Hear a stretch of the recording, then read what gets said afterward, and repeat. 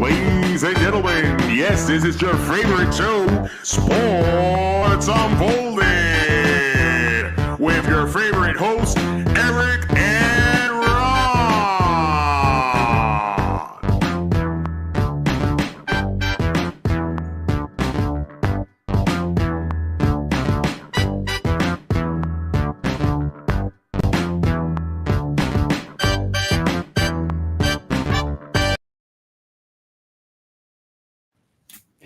Hey, sports fans!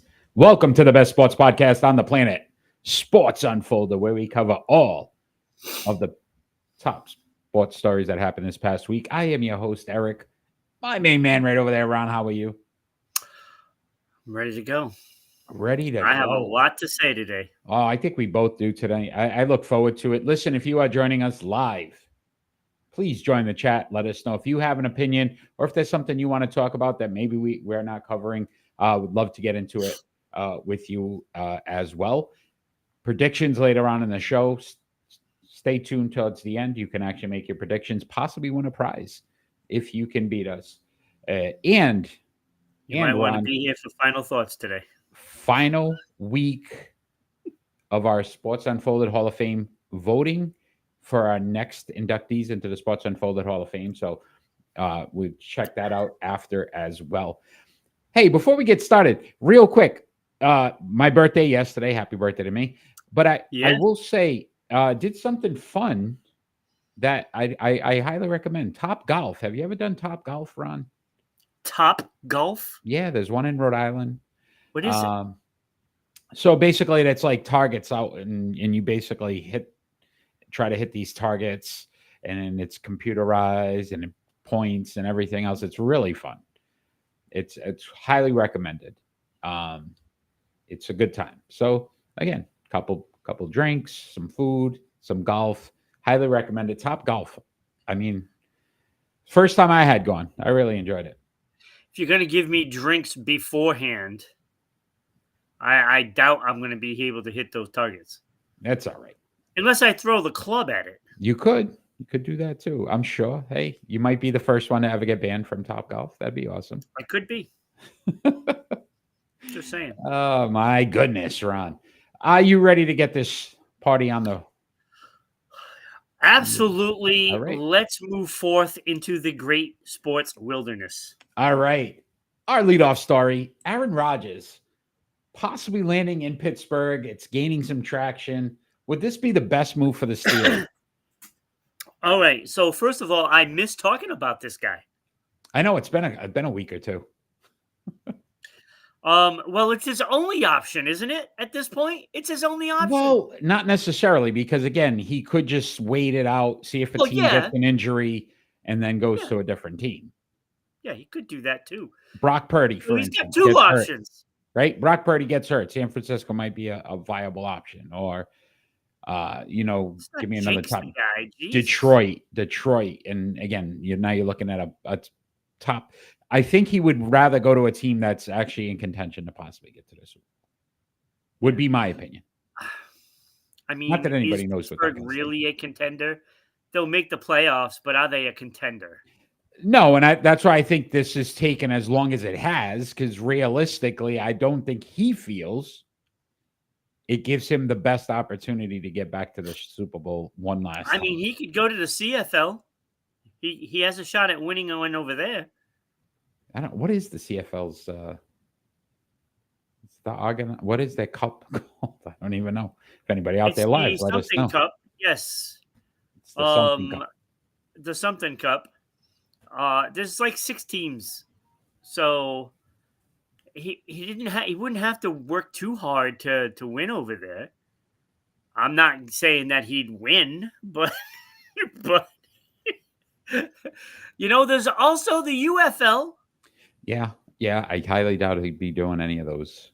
Could you imagine if he got signed by a UFL team? Yeah, it would be devastating to me if he signs with the Italian Stallions. Yeah, who lost, by the way, last week. I know. Not happy. 6-12, obviously, last 2 seasons with the Jets. We know his first year didn't go well at all with the Achilles, but clearly would be an upgrade for the Pittsburgh Steelers, right? Mason Rudolph and Skylar Thompson are the only two quarterbacks on the roster right now.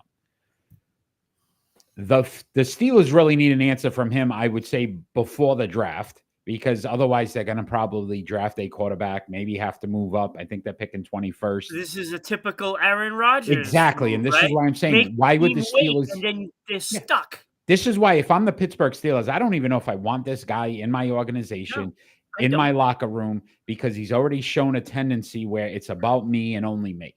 And he's doing it once again, where he should basically be crawling to the Pittsburgh Steelers and saying, take me, after the last 2 seasons he's had and what mess he made in New York. Yeah. And it just blows my mind. And they add DK Metcalf. So you get a top-notch wide receiver, but again, another guy that's kind of a little fiery in the locker room, tends to speak his mind.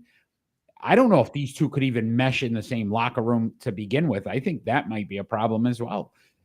Mike Tomlin, as great as a coach as he is, yes, he's had problems, Antonio Brown being one of them. But even Antonio Brown wasn't as bad in Pittsburgh as he was later on in his career. Yeah. You're getting primetime Aaron Rodgers. This guy's been a problem his entire career. It's never been wow, this guy's always had, a pretty steady ride, and just recently. That arrogance that gets him in trouble.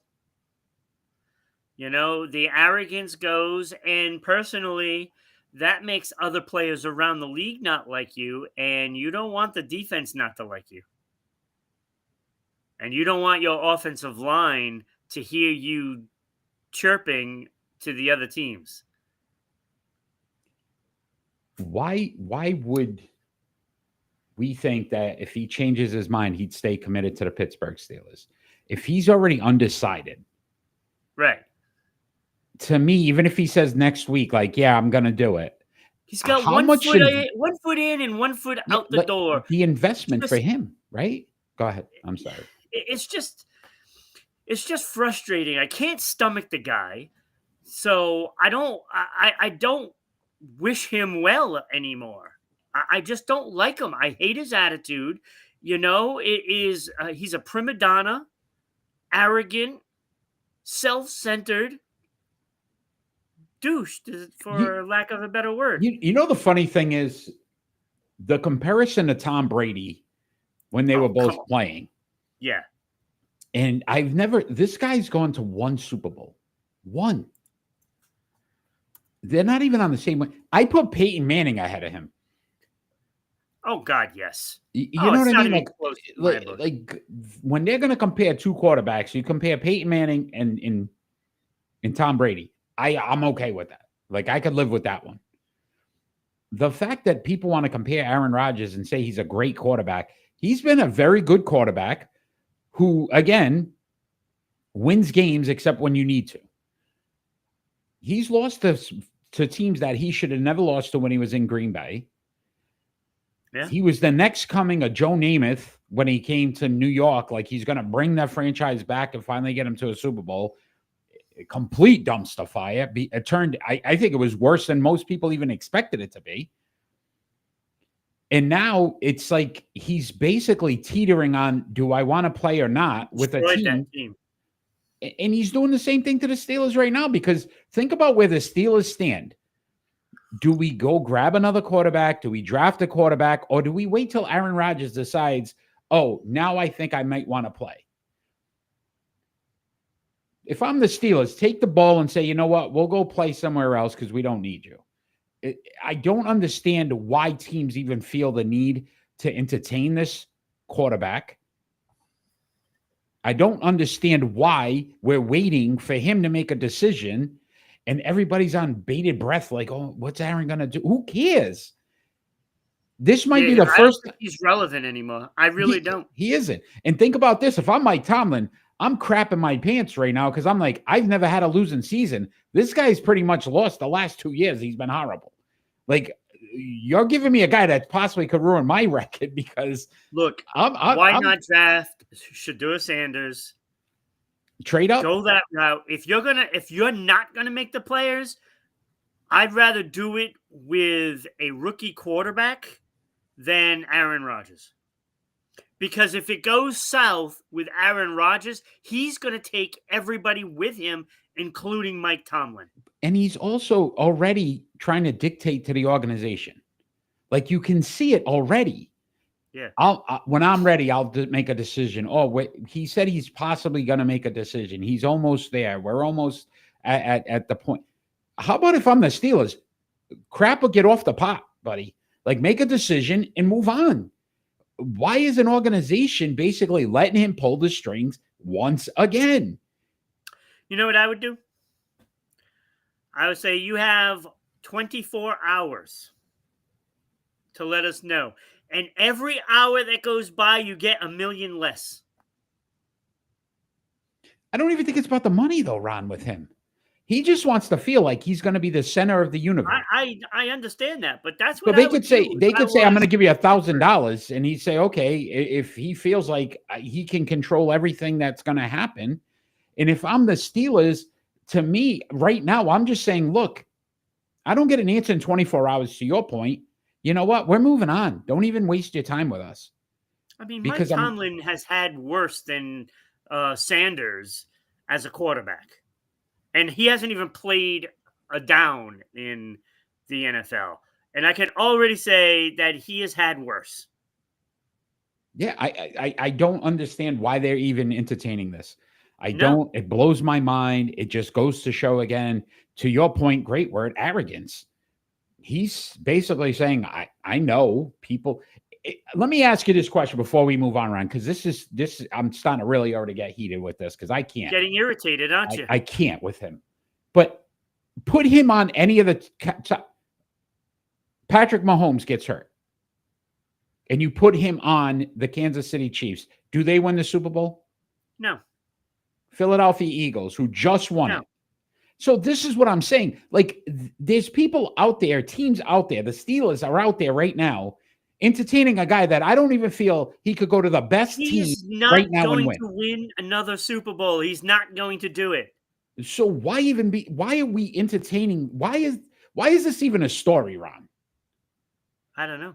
Right? Like, I don't get it. This isn't a guy coming in, Tom Brady. All those people that are on that 4-letter network, they always praise this guy like his crap don't stink. And he's one of the best quarterbacks. And some of them say he's the best quarterback ever, which is a total farce because he's won one. And he's blown plenty of opportunities where he should have been there. And he lost because it's self-centered. And I'm at the point now where I don't think any of his teammates have ever liked him. You want my opinion? I would have kept Russell Wilson because I felt like he'd give you a better opportunity to win than this guy. Like, I don't see it. Maybe I'm blind. If somebody's out there live right now. Teaching your quarterback? Yeah. Russell Wilson or Aaron Rodgers? Like, because it's Aaron. Kyle, thank you for joining. Yeah, it's Aaron, and it's Aaron. I don't see any chat. And it's arrogance. You see what I did there? Where it's just blowing my mind that we're continuing to talk about this guy. But I'm going to refresh. It's gotten to a point now where I really hope. Listen, I don't even like the Steelers. I'm not a Steelers fan. I don't know if anybody can notice who's my team. But I would prefer this guy not be in the league than to go to the Steelers, who have been a franchise that has been involved in the playoffs, the postseason, having these win totals for as long as they have. And then you're going to get this guy to come in and actually ruin your franchise. Like, this could be a guy that could ruin the Steelers for years. Oh, absolutely.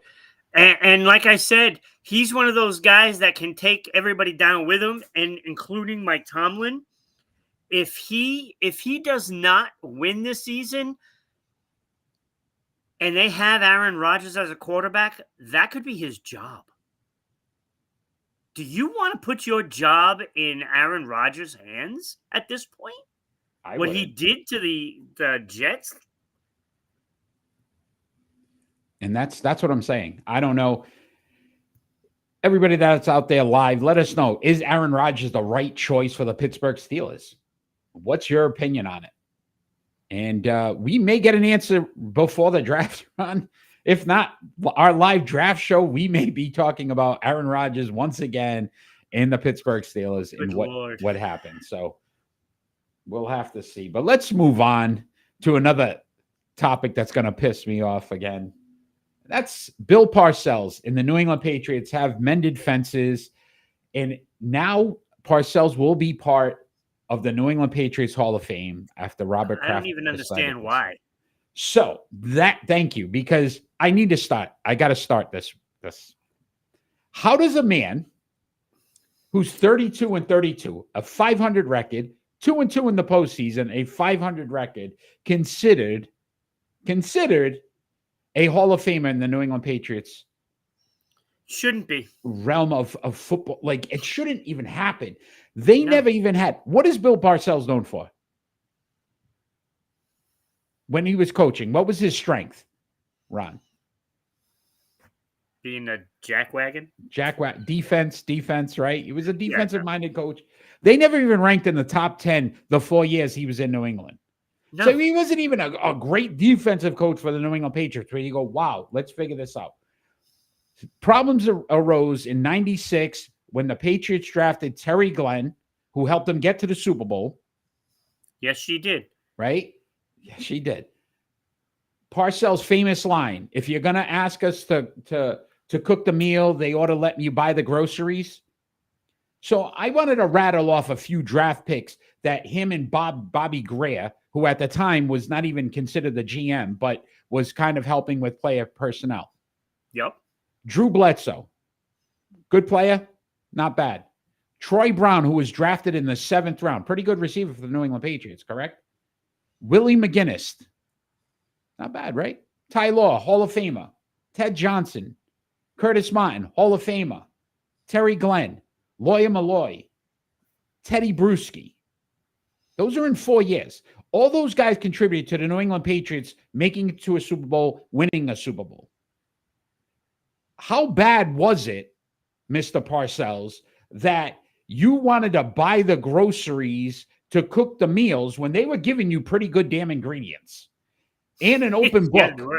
Top-notch ingredients. I don't even understand how this became a problem, because here we go with another arrogant son of a person who felt like they wanted to be the spotlight and end-all, be-all. Yeah. And at the end of the day, they were getting players for him that were actually quality players. Absolutely. Those players won a Super Bowl.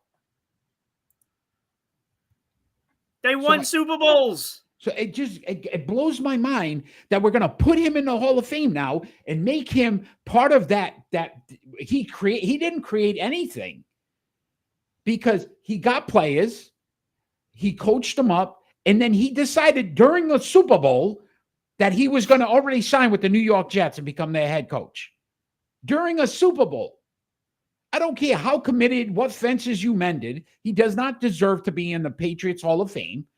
No. Robert Kraft is absolutely just trying to backtrack all the crap he's done the last couple of years with all the mistakes he's made and saying, oh, this will bring fans back and bring back that luster and the yesteryears. And when we really started to build something.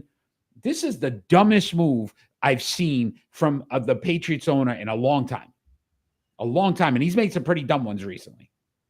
Yeah. No, I agree. He doesn't deserve to be in the Hall of Fame for the Patriots. When you're a 500 coach and you don't coach those players that ended up bringing a team a Super Bowl, just doesn't work like that. I'm sorry.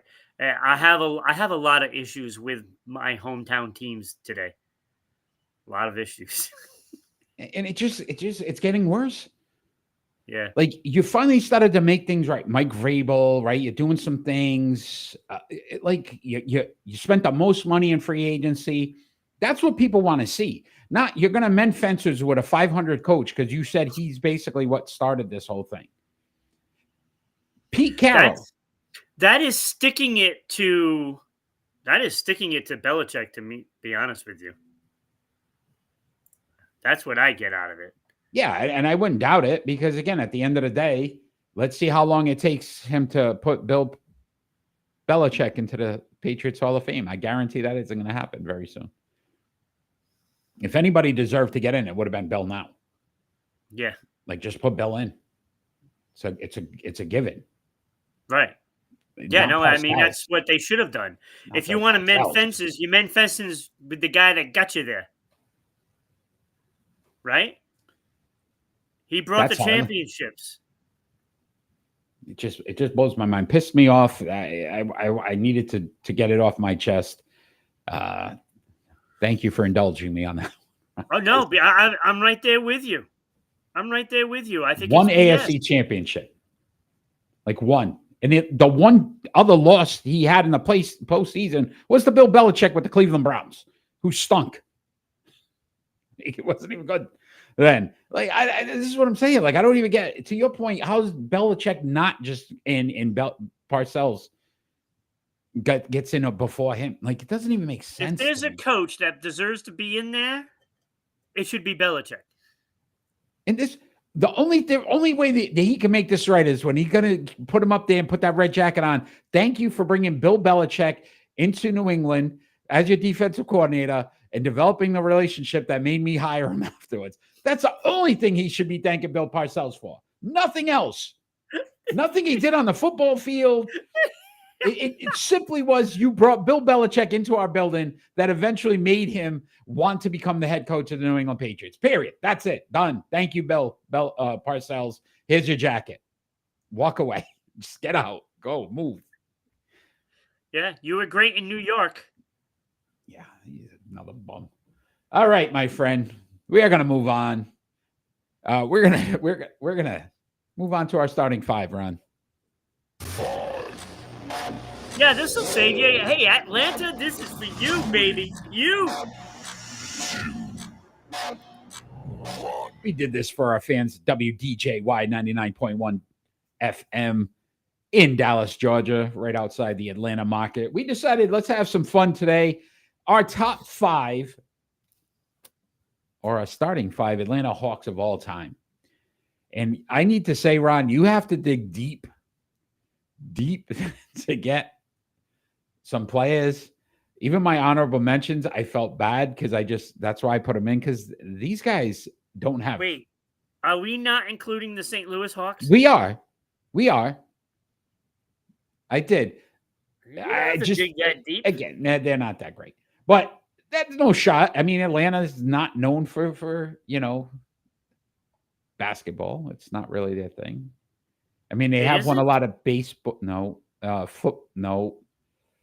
hockey. Oh man. All right, let's get us started. I lost some Christmas cards there, Ron. Yeah, you definitely lost some Christmas cards there. I got your back, Atlanta. Right. I have your back. Let's start off with our honorable mentions. I am first this week. I have three. And I didn't even type it right. I put Kevin Willis. It's Kevin Willis.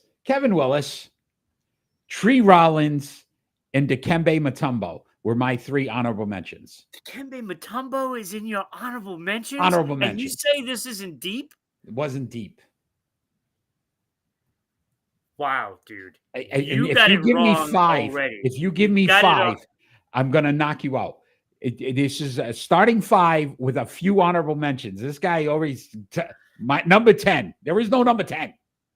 All right. Okay. The number 10. Don't do it. Number 10.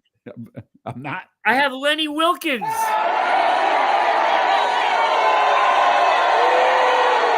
All right.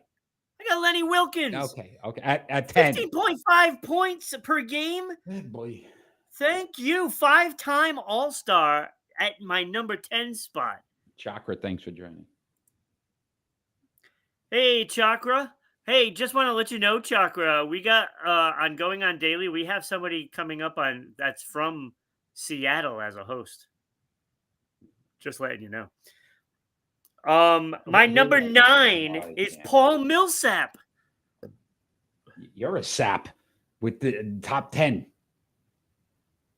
These are my honorable mentions. Go ahead. My honorable mention number 8, Al Horford.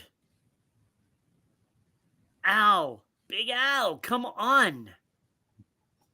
How do you not have him in there? Chaka wants to know what 14.3 day. points, 8.9 boards. What day? I believe she will be on Tuesday morning at 10 a.m. So 7 o'clock Seattle time. Yes, 7 o'clock Seattle time. Good luck with that one. My number 7 is Joe Johnson. Okay, go ahead. Joe Johnson, great player. Joe Johnson averaged 20.9 points a game. Oh, yeesh.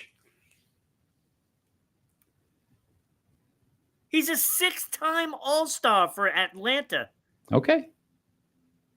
I don't understand how you don't have these guys there. Nope. And my bubble, this is my bubble guy. Lou Hudson.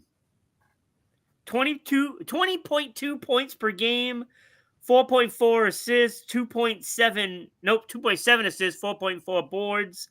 6-time All-Star, 1-time All-Pro, and he got an All-Rookie as well. He's a Hall of Famer, and I hope you have him on your list somewhere. I will tell you he's on my starting 5. Okay. All right. So let's get into the starting 5. Yes. At number 5 for me, Cliff Hangen. 4th all-time in points, 13,447 points. 5-time All-Star, 2-time All-NBA. You know why, Ron, he made my list? The only Atlanta Hawks player that I could find that won a championship, 1958, with the St. Louis Hawks. Made my list, champion for the Hawks. Cliff Hagan, 4th all-time in points. I gave him the nod at 5. Boy, are you going to shoot yourself in the foot. Championship, baby. All right. My number 5 is Pete Maravich.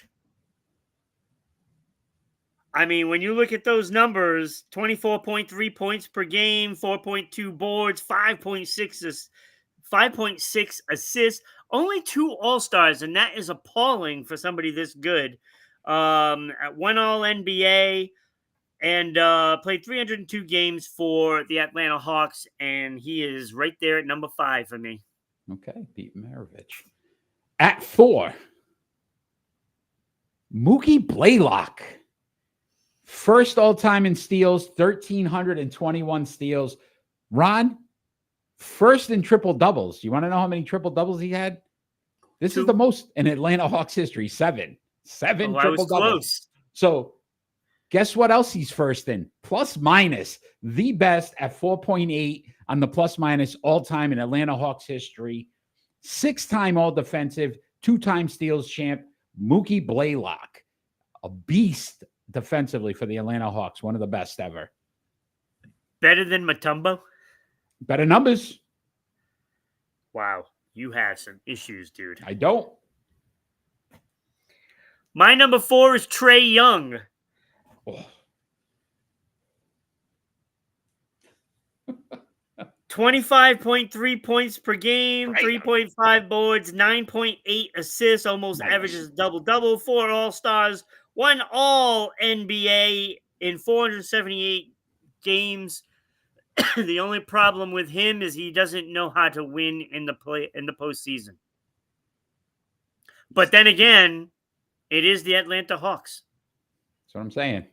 So at 3 for me, I went Lou Hudson. 3rd all-time in points, 16,049 points, 6-time All-Star, 1-time All-NBA. I like that 3rd in points. Went with Lou Hudson. I can accept that one because he was like, I was like jumbling 4, 5, and 6 up in the air, and I ended up going with Trey Young, Pete Maravich, and then him. Okay. So my number 3.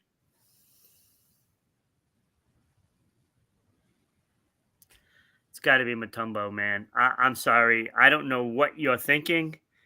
A 4-time All-Star with the Atlanta Hawks, 2-time All-NBA, 2 rebound titles, and 3 times player of the year, defensive player of the year. Just those rebound titles and the defensive player of the year was enough to put him way at number 3. I'm glad you did that, because this is why he was an honorable mention for me and not in my starting 5. Because at number 2 for me, Bob Pettit, second all-time in Atlanta Hawks history in points with 20,880. First all-time in rebounds, the most rebounds in Atlanta Hawks history, much more than Mutombo, 12,849. First all-time in rebounds per game at 16.2 rebounds per game. And he's tied for the most points per game in Atlanta Hawks history with 26.4. 11-time All-Star, 2-time scoring, 2-time MVP for the St. Louis and Milwaukee Hawks. Bob Pettit. How does that affect where Mutombo is? Mutombo wasn't first in rebounds per game. It was all Mutombo had was blocks. Other than that, he's not 8 points. He's not in rebounds. He didn't have more All-Stars. That's why I didn't put him in. He was in Atlanta for 4 years, 5 years, and he got Defensive Player of the Year 3 times. I'm not saying he was a solid defensive player. Solid, one of the best, but not one of the best Atlanta Hawks of all time. Third best player. Number 2, I do not have Bob Pettit. I have Dominique Wilkins at number 2, and I know you have Wilkins at number 1, but I like Pettit's numbers way better than Dominique's numbers in Atlanta. When you start comparing these two, Pettit, more All-Stars in Atlanta, 10-9. Pettit, more All-NBAs than Dominique, 10-7. 2 scoring titles, Dominique had 1. 1 rebound title, none for Dominique. 2 MVPs for Bob Pettit, none for Dominique. He averaged more points, tied for the points, more boards, and more assists. He's got the numbers across the board. He has a championship there, Eric. Easily number 1. Easily. Okay. I went number 1. I went Dominique. Who's played the most games in Atlanta Hawks history? Dominique Wilkins, 882. Who has the most points in Atlanta Hawks history? Dominique Wilkins, 23,291 points. Again, you said tied for number 1 in points per game. 9 All-Stars, 7 All-NBA, 1 scoring title. Ron, there was one reason and one reason only that Dominique's doesn't have more awards. He played with some guy in the late 80s, early 90s called Michael something or other. No, I thought it was Karl Malone. It might have been Karl Malone and some other guy named Michael, which actually hurt him, because if you think about the slam dunk contest and what he was for the NBA with him and Michael, I don't doubt that, Eric. But that the numbers he was by far the Atlanta Hawks' best player all time, Dominique Wilkins. Yeah, no, I have Bob Pettit. He's easily number 1. He has more accolades and more. We need the Atlanta market, WDJY 99.1 FM. Saturday, you will listen to this. You need to respond and post to either our Facebook, Twitter, all our accounts, and let us know what you think. Because is it Bob Pettit or Dominique Wilkins, the best player all time in Atlanta Hawks history? I'd love to hear from you. And also put your age with it too. That's just curious. We don't do that. Curious. We're not that kind of a show. We don't want to. Man trying to pick up something on the way out. You know what I mean? That's what he does. You got to love him. Gotta love him. Gotta love him. Ron, let's talk some NBA. That was a good one, though. That was a good one. I actually enjoyed doing the Atlanta Hawks. Yeah, it was a good one. Their top players, that is. Top players. Ron, let's talk some NBA. We're going to continue this talk on the NBA. Ja Morant made another gun gesture during last night's game versus the Heat. Okay, after he was warned by the league. Let's put this in perspective. Let's not make it sound like, it was like ages ago. That was the wrong button. Look, this Last was night. just days before, right? 2 days. Yes. This is a 2-day event happening, right? Yeah. He does the little gun thing with Buddy Hield. Buddy Hield did it first to him, Yep. and then he did it back to him. Mhm. Right? Everything's all funny, ha ha ha. They both got one. Then they come down and say, "Hey, you cannot do this. That isn't the right thing to do, especially Morant already with gun issues." Mhm. So, what does he do the day of the warning? He does it again Yes, on sir. purpose this time, 100%. knowing he's trying to show up the The commissioner. league. Yep. League Yep. fined him $75,000 today. Right. And guess whose side I'm on? Ja Morant's, Ron. I'm Ja not on John Morant. Morant. And I'm going to tell you why, Ron, because this league is hypocritical. You just elected into your Hall of Fame Carmelo Anthony. Carmelo Anthony. Do you know what Carmelo Anthony's gesture was when he hit a three-pointer? 3 to the dome, my friend. 3 to the dome, which means what? 3 to the dome. So it was okay for Carmelo Anthony, who you've just elected into the Hall of Fame, to do it.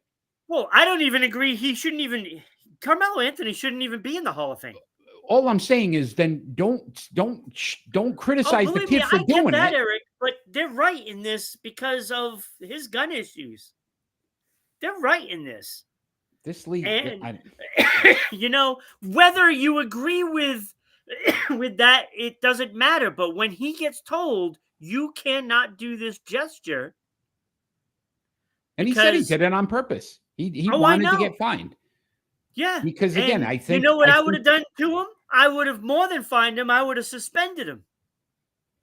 I would have suspended him. I don't think it does. I don't think it warrants, other than to say, look, at the end of the day, you've got to make a clear-cut decision on what the rule is and what's allowed and not allowed. Because there's a lot of gestures and a lot of chatter, talk, things that are said, done that they allow. And then when they feel they don't want to, then it becomes a problem. Well, that I agree with.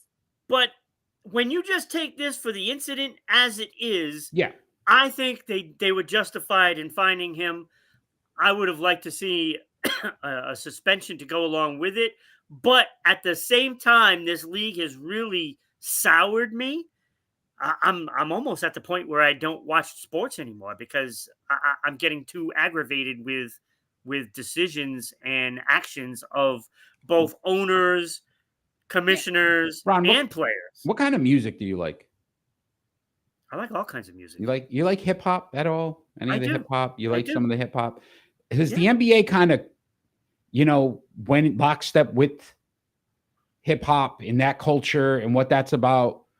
Yeah. So they condone the rappers talking about popping people and doing that stuff. They have them during half times of the NBA All-Star games and the finals and all this stuff. And then when they're a player from the league that you're okay with the hip hop version of it, doing it on the court, now it's a problem. It doesn't make sense. That's what I'm saying. Ja Morant. Well, that's what I'm saying now. I'm not saying, yes, he's had gun issues, suspended twice, right, for those issues. And you know what I mean? Again, I'm not saying what he was doing was right. I'm saying the NBA is wrong because I don't think they understand that they've allowed this behavior. Yeah.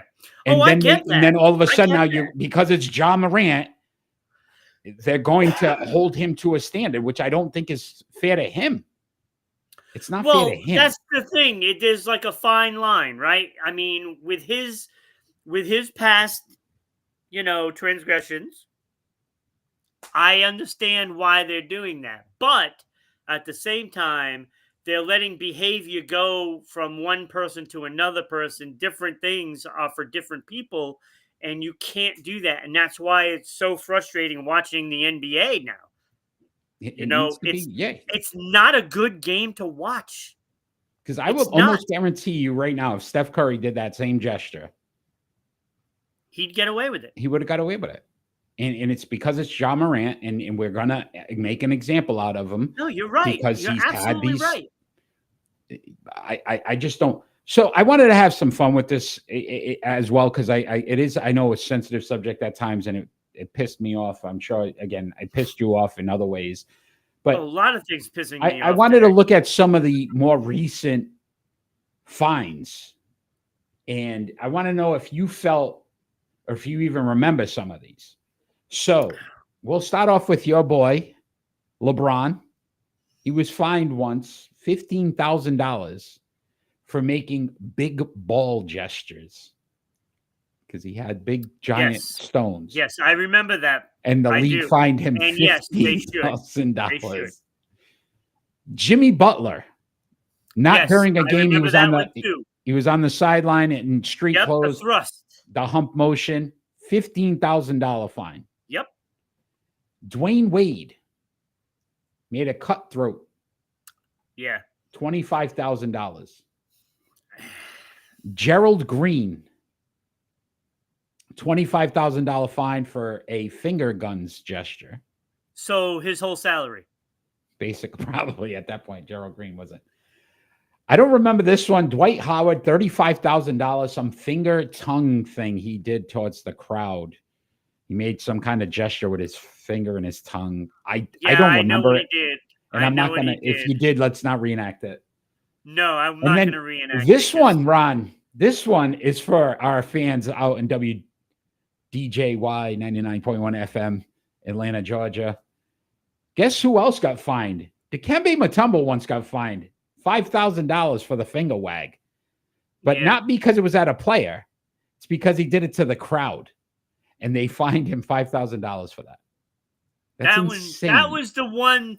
That's the one that I'd say should not have been a fine. Right, but this is where I say sometimes I don't know. This league makes their rules. Personally, if you're a hometown crowd for the opposing team of Mutombo, and he does that, I'm excited that he did it to the crowd. As part of the crowd, I'd be excited that he did it for us. Right? I mean, I think that is just that. I think that's a cool way to acknowledge fans that are not yours. Yeah. Right. I don't know. A signature move. Like, I would have been okay with it. I don't know. So those were just some of the recent fines. I thought we'd have a little fun with it at the same time. But again, let's see what happens with Ja. Listen, I guarantee he does it next game too. And he probably does. And then at that point, I agree with you that he should be suspended, because now you're just taking it to but I think he needs to express why he did it and to say, look, I want a clear-cut rule on what's allowed or not, because they see gestures out there all the time that maybe I don't like somebody sleeping. NBA is a joke. Yeah, it comes to they try to make examples out of people, James. And I think that's what they're trying to do with John Morant. Right. And this is, you know what I'm afraid of, Eric? What I'm afraid of, all of this filters into the WNBA, because the WNBA is actually a really good game. It's a good game. You know, and it's going to filter into that. You watch. Well, you already got it with Angel Reese.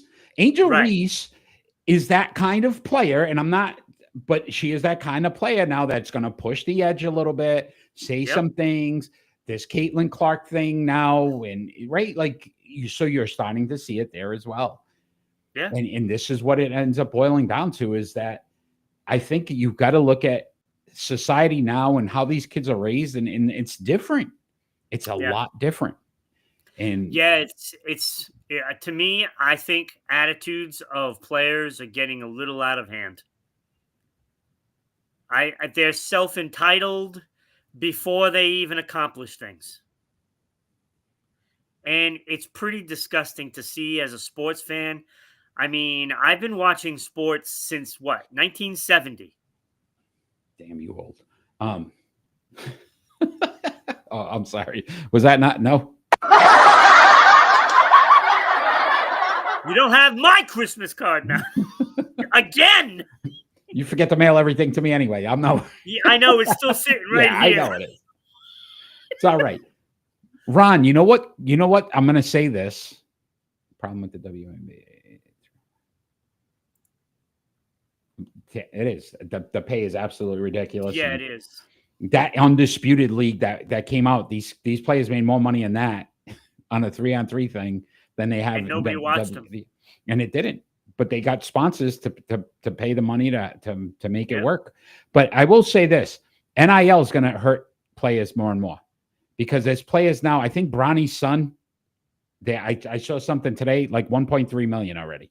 Wait, Bronny's son? LeBron's son, the other one. I'm like, I don't wait, know. he has a kid that's playing? No, whatever that. Yeah, they're gonna that LeBron's gonna stay in the league till he can play with his grandson. LeBron 65 playing with his grandson. He might be able to catch Michael in triple doubles. He may, but like his son's already made like 1.3 million. Yeah, I know because So these kids are coming in entitled, John. But they're coming in entitled. Like a lot of them are starting to come in entitled because they're making millions already. Yeah. It's a lot different. You're not working. You don't have to work harder to make that money once you get to the pros. That's what I don't like. And it's not just this. It's not just basketball either. No, it's all sports across the board. You're gonna start to see it really start to affect it. Except for the next sport that we're going to talk about, Ron, because I don't think the college NIL thing is really big for baseball. Let's talk some Major League Baseball, Ron. Let's get into another argument. They're not entitled. We're going to get into another argument. Should the torpedo bats be a big deal in Major League Baseball? You can't be serious. Go ahead. Please, I will let you start and I will rebuttal because I guarantee you're going to say something stupid that's going to piss me off. I don't have, where is it? Oh, here it is. I just don't look, I don't know all the science is what I'm saying. But from what I'm understanding, that it's really affecting those players that can't hit, and now they can. Okay. Because now the meat of the baseball bat is lower, and it's helping those players out. Okay. Now, do I know this for sure? I absolutely 100% don't know.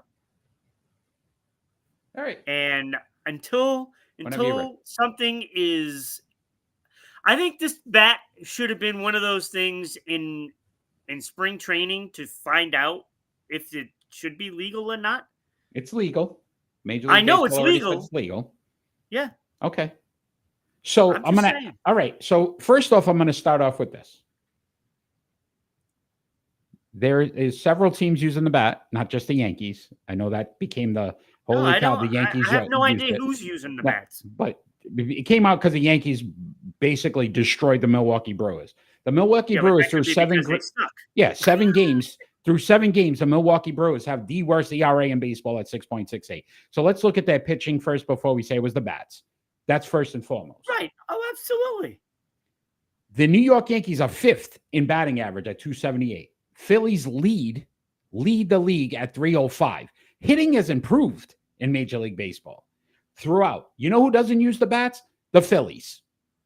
It's not a player on the Phillies that uses it. They lead.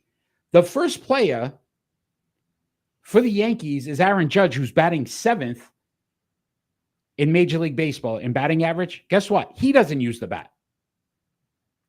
He doesn't use the bat. Judge. Dude, I know I said it last year, but what a hell of a ball player he is.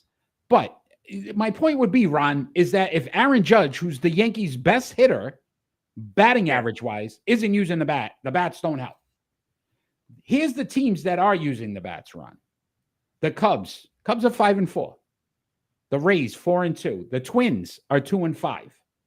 The Orioles are 3-4. There's Red Sox players using it. They're 3-4. The White Sox, who are 2-4, the Reds, who are 2-5, and who just lost 3 straight games, 1-0, which was a major league record, and the Diamondbacks are 4-3.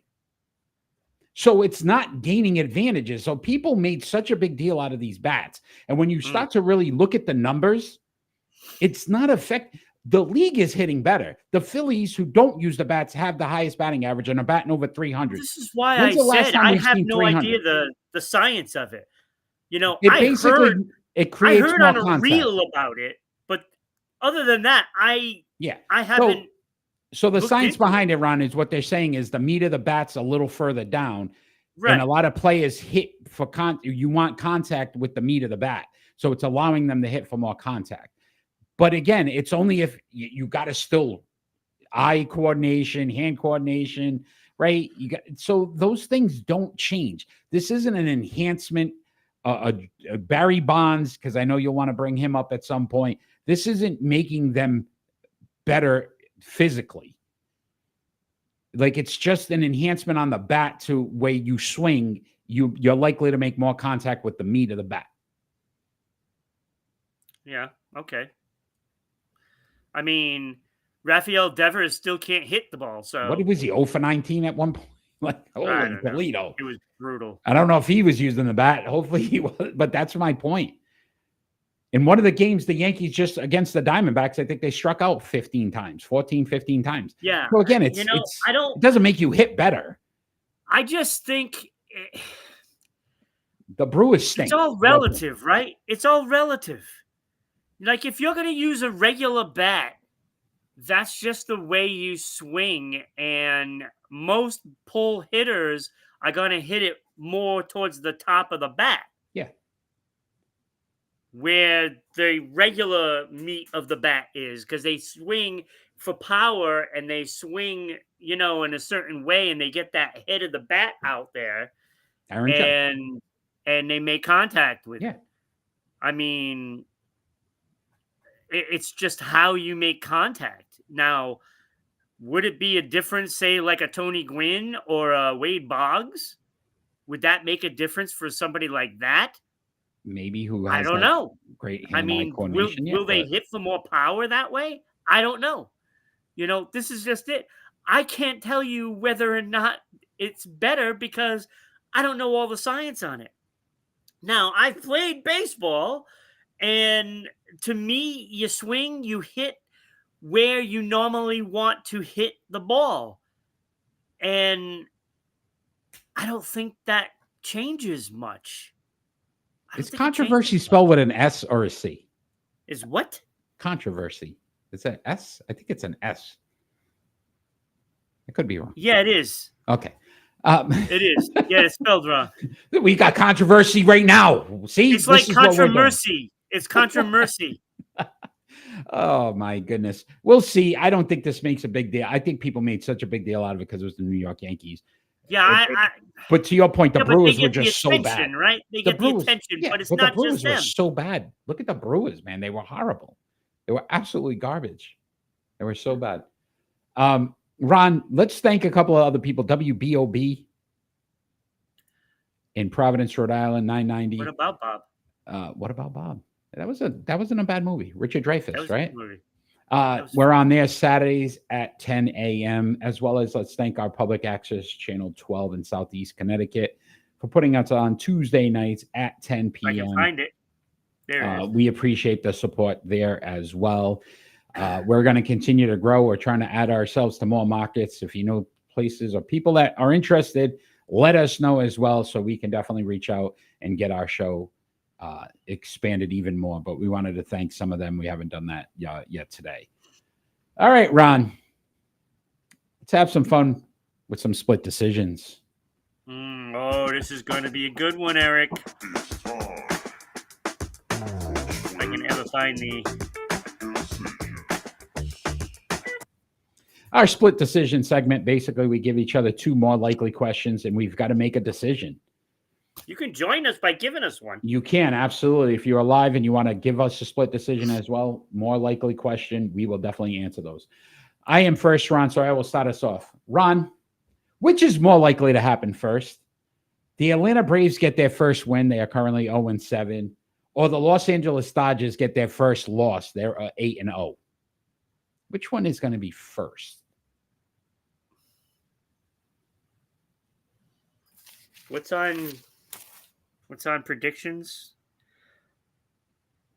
Tampa Bay, Texas. Okay, so it won't come into play. So I'm going to say Atlanta gets their first win.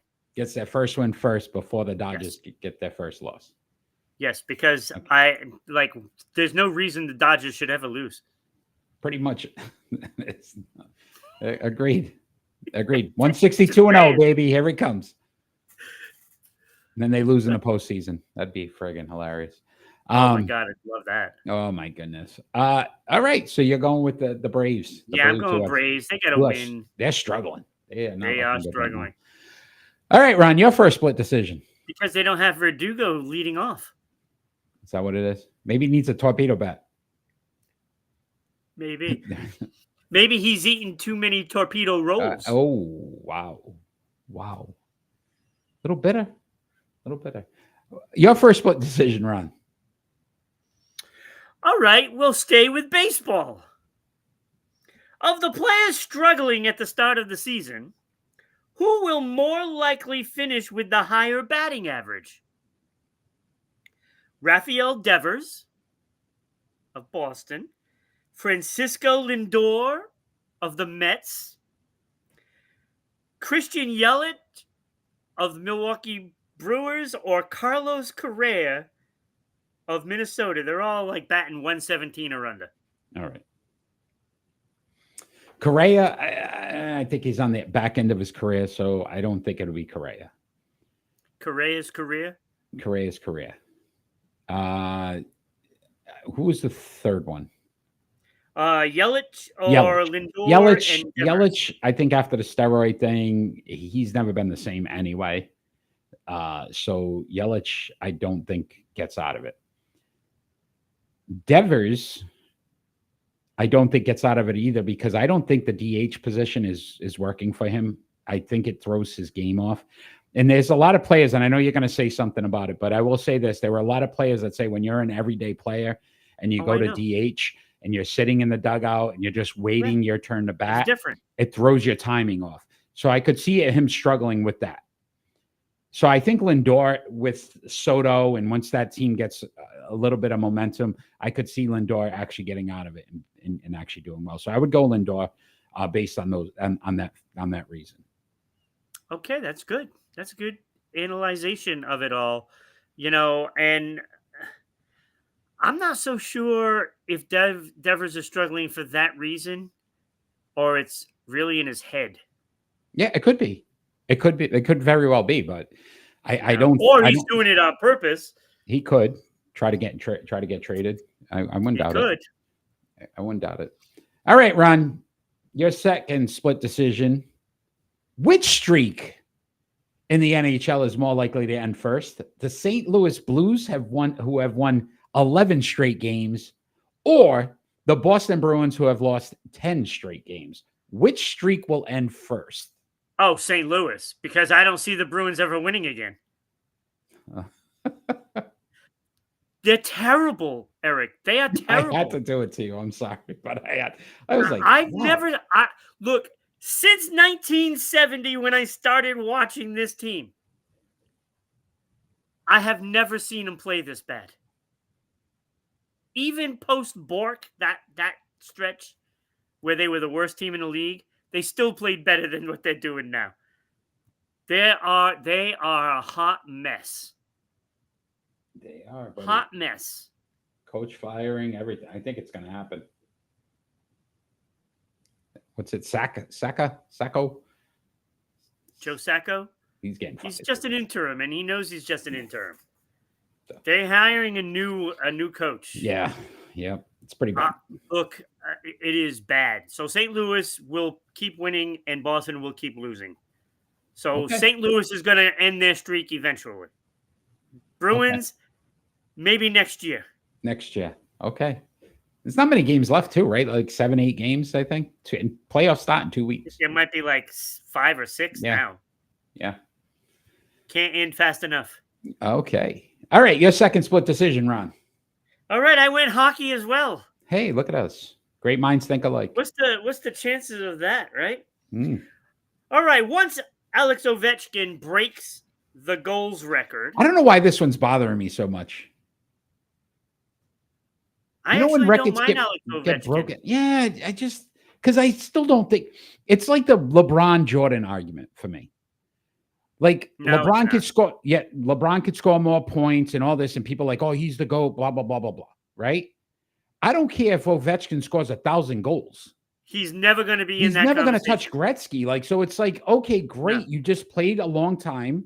You're 39 years old, going on 40. You played a long time, and you're going to break the record. I think the difference is 2 games. I think the difference is like 2 games that they played. Ovechkin and Gretzky. Yeah. Yeah. It's not much of a difference. I get it, but I think he's going to blow the record away because I think he's going to play he'll another play 2-3 years. Unless he breaks it this year and they win the Stanley Cup, And he walks away. Okay. then he walks away. Okay. I think that's what happens. Okay. But All right. I don't think Washington's winning the Stanley Cup, if that Okay. makes any. All right. So when Ovechkin breaks the record, Who is more likely to break his record? I'm not sure the person's in the league right now. yeah, I mean, But I got to hear this. I will Go give ahead. you candidates to choose from. And how many goals they have? I will. Okay. All right. So, David Pastrnak, 385. He's played 750 games. Leon Draisaitl, 399 goals. He's played 790 games. Austin Matthews, 397 goals. He's played 622 games. Or Connor McDavid, 361 goals. He's played 708 games. How many has Ovechkin played? Do you have that? I can check. Actually, no. But Hold on. let me see if I can get it real quick. If not, I got it up. Hold on. Oh, okay. I was going to ask Google. Hey, Google, how many games played has Alex Ovechkin done?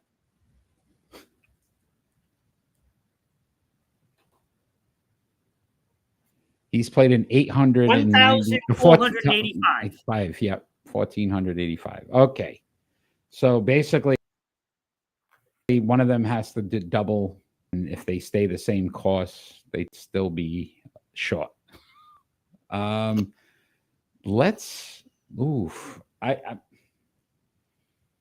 like to say Draisaitl because he seems like the most consistent with the goal scoring. But Don again, Drysdale? injuries. Or Draisaitl? Draisaitl. What did I say? Drysdale. Draisaitl. Yeah, Draisaitl. Pastrnak, I don't think is gonna, because teams are gonna just start to key on him because he's the only thing Boston has. He's still scoring. I know, but he's still doing it. They're already keying on him, and they still can't. At some stop point, though, it gets harder and harder if they don't get him somebody. And then you could say McDavid, Draisaitl hurt each other, which leaves me with Matthews, who I don't like. I'm going to go McDavid. I just think McDavid, I think he's the next big. I like McDavid. I don't think he's great, but I think he's showing that he could be. So I'd go McDavid. So even though he has less games. It's tough because when you look at these numbers, Austin Matthews only played 622 games, which is like 100 less than. But he gets hurt a lot too. Matthews gets hurt a lot more than usual. That's the thing. Like out of the other three. And I look at Connor McDavid. He gets hurt a lot. Leon Draisaitl, again, he's out now. This is already the second one this year. Yeah, which we're going to talk about shortly. Yeah.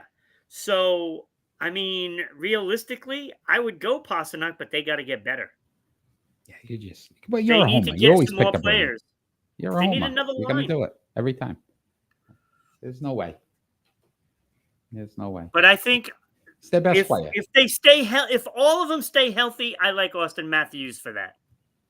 Okay. The guy scored 60. So yeah.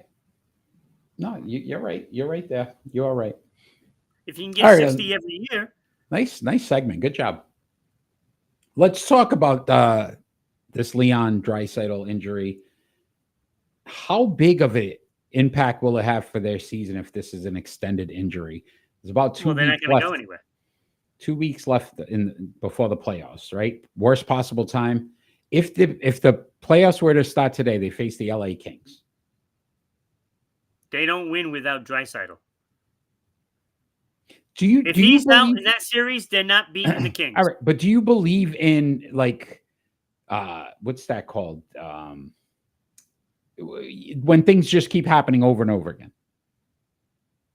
Yeah. So They faced the Kings the past 3 seasons in the postseason and beat them all 3 times, the Oilers. So if there was a team that you're saying, hey, Draisaitl's still going to be out for the first round of the postseason, would it be the Kings? Because it seems like they have that momentum when it comes to they have their number. Yeah. Yeah. Yeah, it's like Toronto Maple Leafs and the Bruins.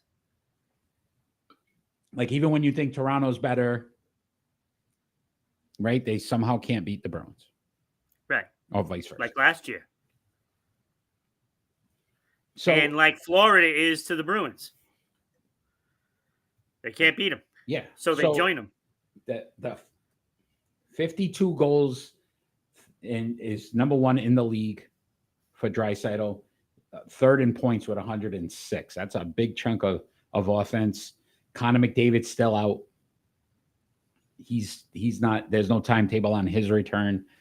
This is a problem for Edmonton, right? Because even if they get back now, game shape, things, how serious it is. Again, I love hockey and their injury report, undisclosed injury. We don't even know usually it's either upper or lower. They're not even giving you that this time. Yeah, you have to kind of guess. Yeah, like let's take a. Is it a concussion or is it a groin? Yeah, like. Leon Draisaitl on the injury list, part of his body. That's all they put. Somewhere on his body. Okay. Again, do you feel like they lost momentum? I mean, they made the Stanley Cup run last year. So the experience part of it, right? They're not going back. Yeah. But the experience part of it, this may not hurt them as bad if they get them back right before the postseason. If they get them back before the postseason, they'll be fine. But they got to get both of them back. They got to get both. Yeah. Or either that, Trent Frederick is going to have to start turning into a goal scorer again. Who's going to coach again, by the way? Who's going to coach again? Yeah. I don't know. On the graphics, it said, will he coach again? Oh, I forgot about that side. That's very controversial. Controversy. Woo! All right, Ron. Hey, you know what? I know you're a busy man. You're a busy man. I love it. You know, when you're on the phone with David Bortz for an hour. One of our biggest supporters. We love David Bortz. Thank you. We do. We do. But the man can talk. The man is a talker, and we love him. We love him. Rhode Island football. Who can beat that? All right, Ron. Football. Foosball. All right. Let's have some more fun with our pick and roll. It's fun. No, this one's not fun. It's so not fun that I didn't even put special graphics for it.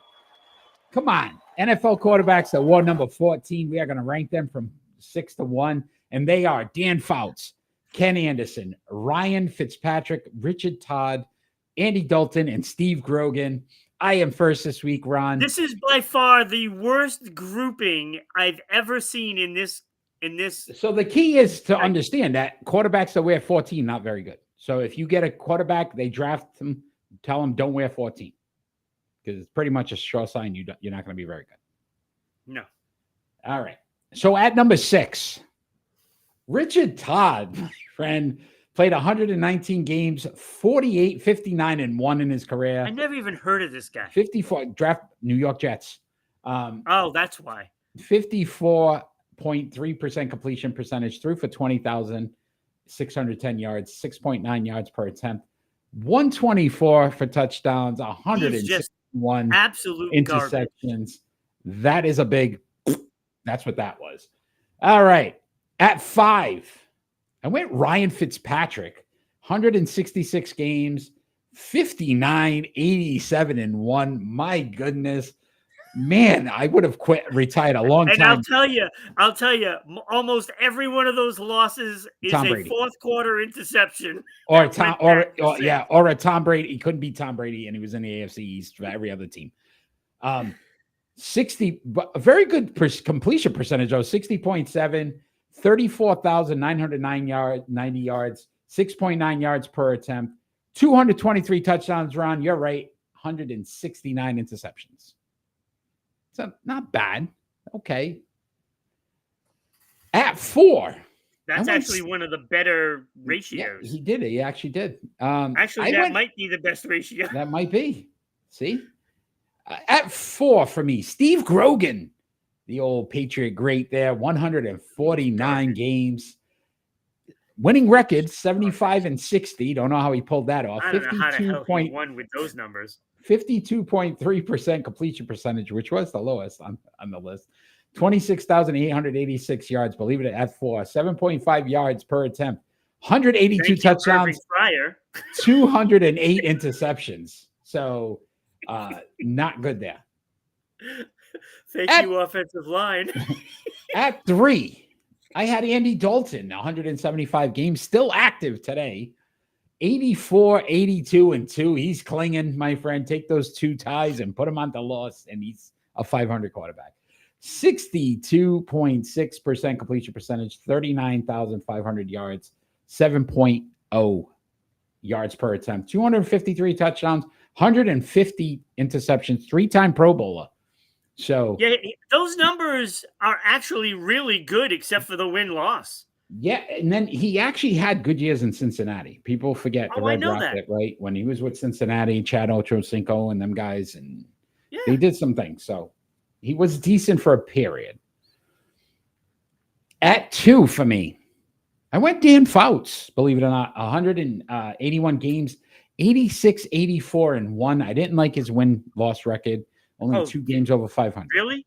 Is that the only thing you didn't like? 58.8% completion percentage, 43,040 yards passing, a 7.7 yards per attempt, which was best on this list. 254 touchdowns, 242 interceptions. Did not like that ratio at all. 6-time Pro Bowler, 2-time All-Pro. He won an Offensive Player of the Year and numerous MVPs. There was many, four different MVPs. He won in 1982. Yeah, he won the MVP for 1982. Yeah, they broke it down in like 4 different categories. Which brings me to number 1. Ken Anderson, believe it or not, my number 1 at 192 games, 91 and 81, 10 games over 500, better than Fouts. 59.3 completion percentage, better than Fouts. Threw for less yards, but that Fouts' offense threw him off. 32,838 yards, 7.3 yards per attempt, 197 touchdowns, 160 interceptions, so better ratio there. 4-time Pro Bowler, 1-time All-Pro. He won, again, 1981, 4 MVPs, and Sports Nation Player of the Year. So I went Ken Anderson at number 1. I got it the exact same way. Yeah! Very good, Ron. First of all, Artard, Richard Tard, Artard, shouldn't even be on this list. Well, 14. I'm sure there was a backup quarterback that was better than wore 14. You got to look at it this way. He played for the Jets and the Saints. 2 of the worst franchises, especially at that time in the 80s. So look, he was minus 11 in win-loss, right? But it didn't stop there. He was basically a 54% passing percentage. Like that's not going to get it done either. The touchdown to interceptions, pretty bad. 124, 161. That's abysmal. It's abysmal. And then Fitzpatrick, which his win-loss is just so bad, he shouldn't be on this list either. You know, I like his yards and I like his percentage. And even the touchdown interception ratio isn't that bad. It's the timing of those interceptions that always comes in the fourth quarter because the guy can't handle pressure at all. I wouldn't want any of those quarterbacks on my team whatsoever. And then to top it all off, Steve Grogan. What a bum. Got you to the Super Bowl. How dare you? He's a bum. I don't know how the hell he brought them to a Super Bowl. I don't know how the hell that happened. He's awful. 52.3% percentage for completions. That's awful. And the 7.5 yards per attempt is only because of freaking Irving. Stanley Morgan, my friend. I mean, Stanley Morgan. Yeah, that's it. Those interceptions, 182 and 208, get out, please. He couldn't leave New England fast enough. Second most on this list. I just realized that. It's awful. Like, to me, Andy Dalton is a savior compared to those other quarterbacks. Like, that's how bad this is. It's like he is so far ahead of those guys that it's like Tom Brady versus, Fitzpatrick. Fitzpatrick, though, had some of those really cool outfits with the Fitz magic, man. So you got to give him that. He made a name for himself. He was well dressed. Great.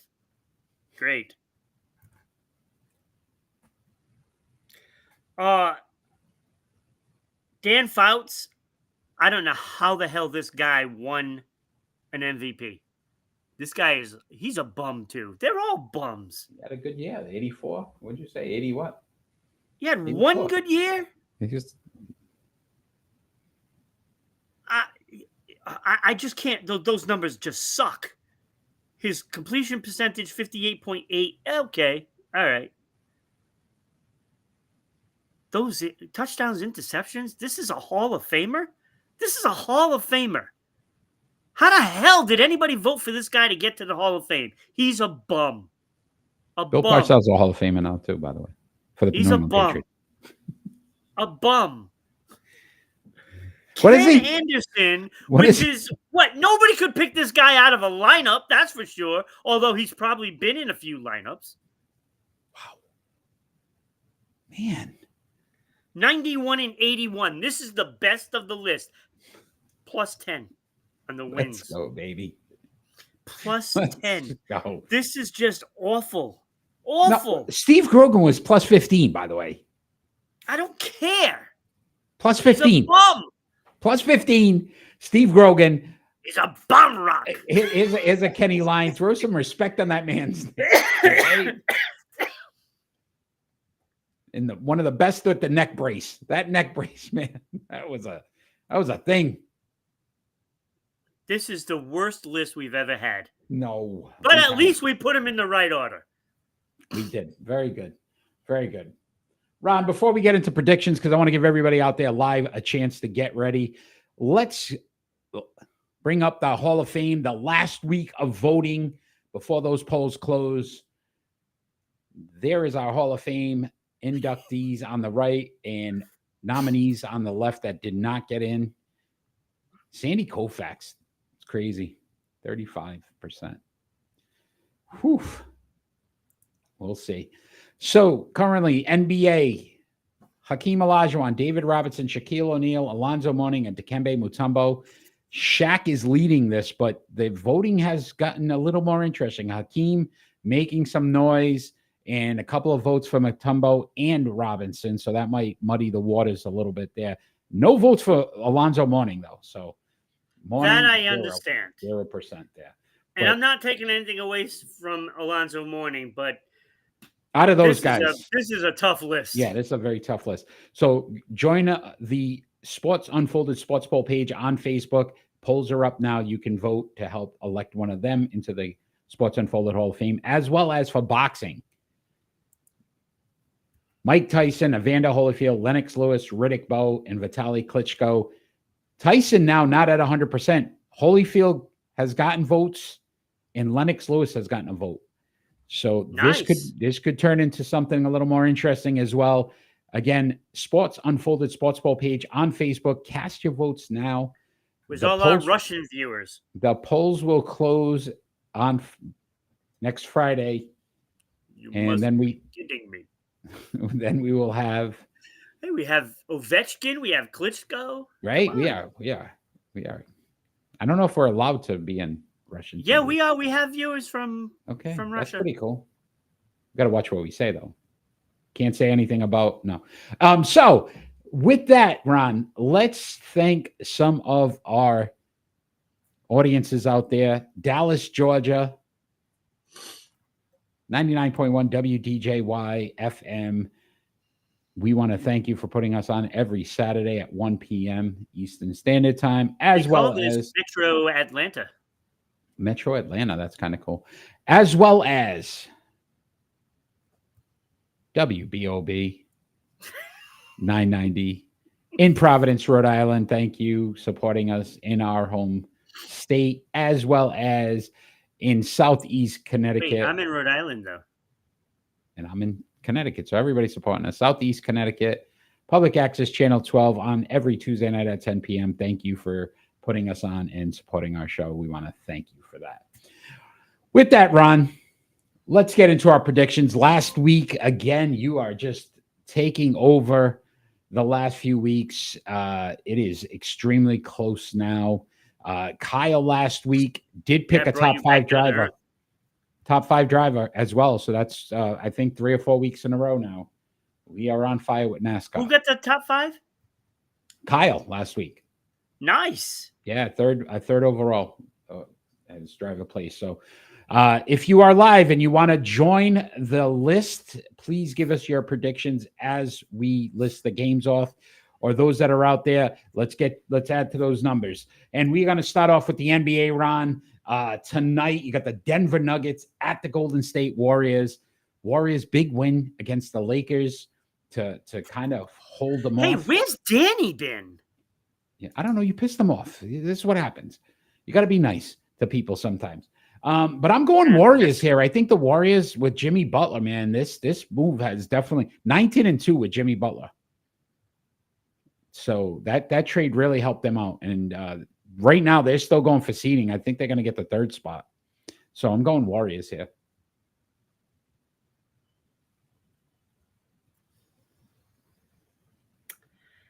Yeah, I think you're actually right. I want to go Denver, but now I'm nipping at your heel. I'm a half game behind you.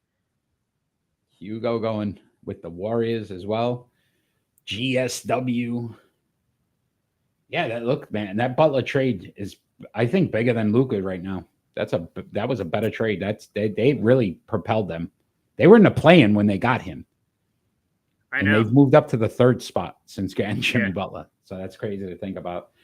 All right, we're going to move on. Looks like everybody else is falling asleep or out partying hard. Kyle, we're Chakra. Come on, let's go. Let's go. Might be on the Russian. They're on the Russian red eye right now. They're going right back over. April 6th, Ron, got the Los Angeles Lakers at the Oklahoma City Thunder. Who do you have? OKC. I'm not going with Lakers in this. Are you kidding? Listening and lurking. All right. So we agree on that one as well. OKC. I don't know. I didn't like look at the Lakers the last couple games. Hugo's going OKC. So far, clean sweep. All right, Ron. NHL action, April 8th. Got the Toronto Maple Leafs at the Florida Panthers. You know what? Florida, even with the trade after with Marchand, and I know he's just recently come back, I don't like, they don't seem as dominant. Toronto's maintained the number 1 spot. I went Toronto here. I just like the fact that Marchand is there, and Marchand always scores against Toronto. So I'm going to go Florida. All right. Hugo went Florida as well. April 8th as well, the Vegas Golden Knights at the Colorado Avalanche, Ron. Who do you have? Colorado. Colorado is – those trades have turned them around. Like they are – because they were just barely in a playoff spot. They were in a wild card spot when the trade deadline came. They're playing a little better. That team is for real. All right. I went Colorado as well. Vegas has maintained the 1 spot, but I think it's just because the conference wasn't as good. So first choice was Vegas Golden Knights at the Colorado Avalanche. Chakra. No, that's the one that's now. And it was Toronto at Florida.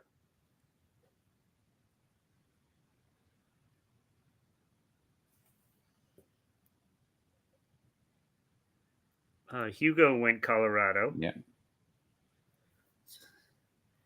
So is Chakra going to give a... Cause Light. It's going Colorado. All right. Chakra.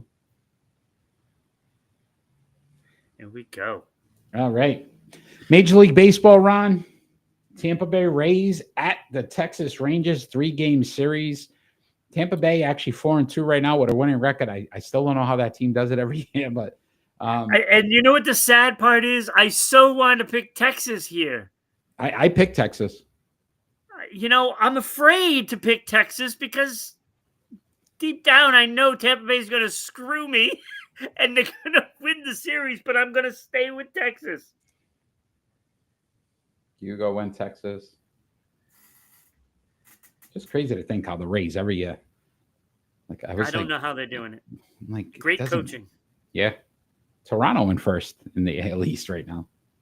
Didn't we talk about that? Right? Isn't that crazy? Swim in the bay. Going Tampa. He's going Tampa. I don't blame you, Chakra, because... Chakra's trying to make me think, though. I got to think on these. All right, Ron. Men's Final Four action. I know I was looking for San Francisco, and I'm like, wait a minute. Yeah, that's tomorrow. You got the #1 Florida Gators at #1 Auburn Tigers. I don't know who the heck's going to win this. I'm gonna go Auburn. Where are they even playing? San Antonio.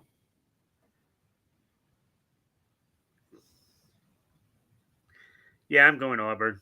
All right. I went Florida. Florida's looked very good. Very, very good team. Very deep. I like the Gators here. Yeah, we got a few of them different. I like Tigers, but Gators got the momentum. So he's going Gators. I don't know. Who are you going with, Chakra? Hugo's going Tigers. Kind of left that in the fight.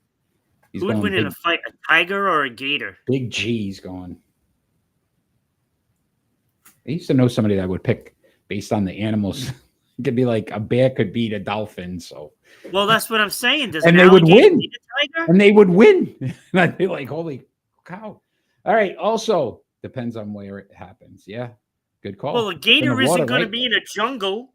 But if it's in the water, if it's near the water. If the tiger still's got probably it's quicker. Could move. I mean, tigers are fucking in the water near a river. Gator. I told you I was going to do it. April 5th as well. You got the #1 Houston Cougars at #1 Duke Blue Devils. Any further in the Tiger? I'm going Devils here. Blue Devils, I think, are the best team and left in the tournament. Fact that all #1 teams made it. There, what's his face there? I can't think of his name. Yeah, I just drew. As soon as you said, I drew a blank. The kid's amazing. It's like not Cobb. It's something like that. No. I don't know what his name is, but I'm going Duke. His name is Cooper Flag. Yes, Cooper Flag. Cooper Flag. Duke. Any relation to Randall Flag? I don't think so. Chakra went, and Hugo went with the Devils as well. I think Duke, man, I think they're going to win it again. Duke, Florida, though, would be a great matchup. You got Duke, Auburn. Well, it's going to be Duke, Auburn. Yeah. Also, tonight, 9:00, my friend, the UConn Huskies, #2 Huskies at #1 UCLA Bruins. It's going to be a good game. South Carolina's playing right now. Who do you have?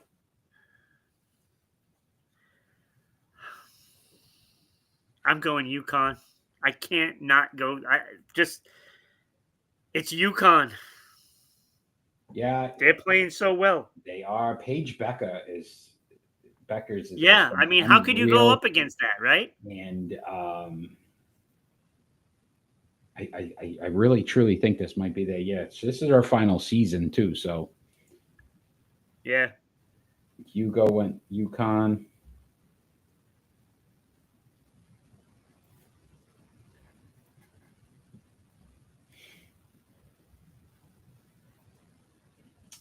Texas right now leading South Carolina 15-11.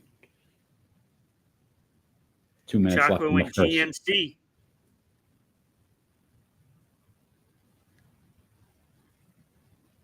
Oh, Good morning, Connecticut. yeah. No. Wait. What's the coach's name again? Gino Auriemma. Yeah. Oh, wait, no. So that's GMC. What the hell is GMC? they make the UConn. Oh, Jesus. Oh boy, They Chakra. make the UConn. That's, Oh, that was good though. That Chakra, that was awesome. Oh my goodness. I'm like, wait a minute. I was like, I I saw the G and I was thinking Gino, and I'm Good like, morning. oh, that's gonna be his initials, Good morning, right? Connecticut. Wait, then I'm like, wait, what is his name? All right. Last one here, Ron. Top 5 driver in Darlington, the Goodyear 400. I went Tyler Reddick. Tyler Reddick. You went Tyler Reddick? I went Tyler Reddick. All right. I just have this feeling that he's pulling this one out. I'm looking at my second win. Okay. All right. Tyler Reddick. Do any of the other gentlemen have a racer? Auto they- racing for the Goodyear 400. In Darlington.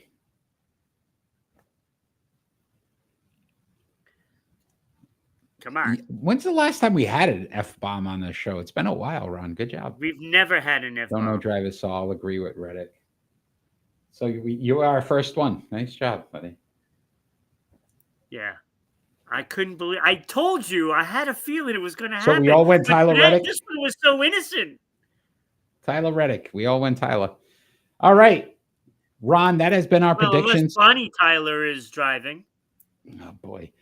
I will say this. Please tune in next week, gentlemen, and make sure you say how you did. And if Ron- we're still allowed to air live. Yeah, if we are. Before we get into our final thoughts, Ron, I think it's time to let the wonderful people out there know how they can support our show, become a sponsor, and get their ads posted on our show weekly. Yeah, as soon as I figure out where the email is, right here. So it's very simple to do, but the first thing you do is sponsoring the show. Your ad will be here. We will read the ad, so not only will people see it, but it will be heard on the audio version for Spotify, Amazon, Red Circle, and many more. So send us an email at ribroadcasting.media@gmail.com. We can send you out all the information you need to know. You'll get our media kit, but really, all you need to know is simply just like going to a coffee shop, right? Your local coffee shop, getting a Gigunda, one of those big suckers of a nice coffee for springtime because it's so warm out there. Iced coffee, extra sugar, lots of milk so it drowns out the flavor of Shot coffee. of espresso. Yeah, shot of espresso, and a double chocolate donut. Less than that. So get on that email, type in that email, and then send us a message. Say, hey, I want to sponsor this show. Your ads can be like down here, all along the bottom, or up there. And again, great TikTok, right? We definitely could put you on TikTok. We've got Absolutely. All the social media, you go on all of it. hundreds of followers. So eyes, ears on your business. Continue to help us grow as well. So we appreciate any support. If you'd like to be a sponsor, again, just email us at RhodeIslandBroadcasting, and we can make sure that happens. All right, Ron. It is final thoughts time, and our final thoughts don't necessarily have to be about anything sports related. It could be about anything happening in the world today. I am first, so I'll start you off with my final thoughts.